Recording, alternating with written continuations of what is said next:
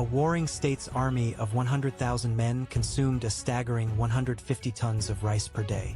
The struggle to manage this immense quantity was the true force driving the currents of history. They consumed 150 tons of food daily. Yet, beyond this figure, its transportation proved despairingly difficult. In fact, an even more astonishing truth lay hidden.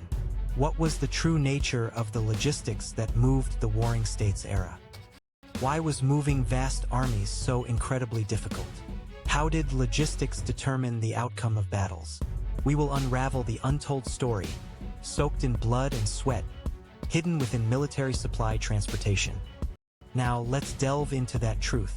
In this main segment, we will also explore its surprising efficiency, comparing it with modern logistics. Battles in the warring states period were not determined solely by the ingenuity of generals or the bravery of soldiers. Always present in the background was logistics. Logistics refers to the activities of supplying food, weapons, and materials to the battlefield, maintaining the lifeline of soldiers. Without it, even the strongest army could not last a single day. It's said that a soldier's daily rice consumption at the time was about 1 sho. This amounts to more than twice the quantity consumed by a modern adult male. In other words, a 100,000-man army required approximately 150 tons of rice per day. This is equivalent to about 2,500 modern rice bales. Besides rice, side dishes like miso, salt, and dried fish, as well as firewood for cooking, were also necessary. When all these are combined, the weight increased even further. To transport these 150 tons of rice, how many means of transport were truly needed? At the time, the primary method of transport was the horse. A single horse could carry at most about 120 kilograms of rice. This means that to transport 150 tons of rice, a minimum of 1,250 horses would be required. However, horses are living creatures. In addition to the food they carried, they also needed their own feed. When factoring in horse feed, the total amount to be transported increased even further. Laborers to lead the horses, those who managed food supplies, soldiers guarding supply routes. Far more people were mobilized to support logistics than to actually fight. If logistics failed, even the strongest army would collapse from hunger and low morale. In many battles, maintaining logistics was the most critical challenge. However, despite facing such immense difficulties, how were Sengoku daimyo able to move large armies? The answer lay in the reality of transportation. The roads in Japan at that time were mostly unpaved and treacherous. Especially in mountainous areas or during rain, they turned into muddy quagmires, making the transport of goods even more difficult. To cross rivers, bridges were scarce, often requiring ferry boats or the construction of temporary bridges.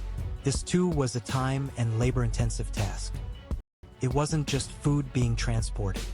Weapons like bows, spears, and swords, gunpowder for arquebus, and even construction materials for sieges were also carried. The burden of this transportation primarily fell upon the peasants and laborers from the local domains. They were conscripted for forced labor and subjected to harsh toil. Furthermore, along the supply routes, there was a risk of plunder not only from enemy forces but also from allied units. Food supplies were constantly targeted. Famous siege tactics, like the starvation siege, Hirozimi, exploited this vulnerability in logistics. It was a strategy to starve out soldiers holed up in castles, snatching victory without direct combat.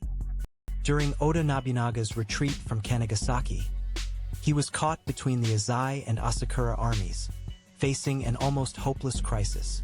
At this critical moment, Hideyoshi served as the rearguard, securing the escape route. In Toyotomi Hideyoshi's starvation siege of Tottori Castle, he bought up all the rice within the castle, starving not only the soldiers but also the local populace. It is said that thousands perished from hunger. Logistics was not merely a supply operation. It was a crucial factor that determined the tactics and strategies of battles themselves. So, how were these difficulties overcome? Sengoku daimyo devised various ingenious methods to overcome these logistical challenges. One was the active use of pack horses and cattle. Utilizing water transport was also crucial. Ships allowed for the efficient movement of large quantities of goods at once. Daimyo with coastal territories had a particular advantage. And then there was local procurement. By requisitioning supplies from the territories they advanced into, the burden of transportation from distant locations was alleviated. However, local procurement also had its limits. Therefore, Sengoku daimyo strengthened their domain's economic foundations, focusing on stable food production and storage. Tokugawa Ieyasu, in particular, understood the importance of logistics. During his retreat from the Battle of Mikitagahara, he prioritized securing food supplies to prevent starvation. An anecdote remains about Ieyasu eating feces, which suggests an extreme decision in a situation where provisions ran out, or a thorough commitment to not wasting food. Toyotomi Hideyoshi also combined castle construction with logistics. By building robust castles and storing vast amounts of provisions within them, he made long sieges and distant campaigns possible. Tsunomita Castle, famous as a one-night castle, was also a strategic base aimed at rapidly securing logistics. It was built quickly to serve as a forward supply hub. Furthermore, techniques for long-term food preservation also advanced. Dried rice, miso balls, and pickled plums were highly valued as portable rations on the battlefield. These innovations and wisdom dramatically changed the fighting methods of the Warring States period, enabling large-scale expeditions and prolonged offensives. So, how did logistics ultimately influence the course of history? The success or failure of prolonged expeditions was indeed determined by the quality of logistics. It is no exaggeration to say that those who controlled logistics controlled the Warring States era. Even in the decisive Battle of Sekigahara, Tokugawa Ieyasu maintained his large army with meticulous logistical planning, preparing for a protracted conflict against the Western Army. Entering the Edo period, the shogunate focused on developing a nationwide road network.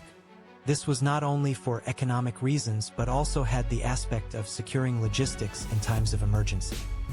Sankinkotai, the alternate attendance system, also served as a form of logistical training.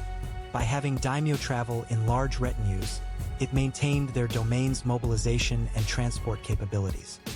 Even with the advent of railways and automobiles after modernization, the importance of logistics remains unchanged. In modern warfare too, logistics is the most critical factor determining victory or defeat. As seen in the war in Ukraine, if the supply of fuel, ammunition, and food is disrupted, no amount of military strength can sustain a front line. Logistics is a universal military truth that remains constant regardless of changing eras or technology. The Sengoku daimyo were among the first to grasp and implement this truth. They supported this fearsome calculation, not merely with military might, but with economic power, leadership, and above all, persistent, painstaking effort. The story of logistics, often untold in textbooks, reveals that Warring States battles were not just tales of heroism, but were built upon meticulous planning and immense hardship. From the perspective of logistics, Warring States history presents an entirely different face. This unassuming behind-the-scenes effort was the true driving force of the era. Why was moving vast armies so incredibly difficult? The answer lies in the immense food and materials, treacherous roads, and the securing of laborers and horses. All these factors made the movement of large Sengoku armies incredibly challenging. How did logistics determine the outcome of battles? Starvation sieges and the cutting off of supply routes depleted morale more than battlefield strength, becoming decisive factors in many conflicts. The untold story of military supply transportation, soaked in blood and sweat. Hidden within it were the hardships, ingenuity, and sometimes life-or-death drama of countless people. The history of the Warring States might have been built not just on the heroic tales of warriors, but on this unglamorous yet formidable logistical calculation. Considering that modern logistics is also built upon this historical wisdom brings a profound sense of reflection. History still hides untold stories. Subscribe for more forgotten history.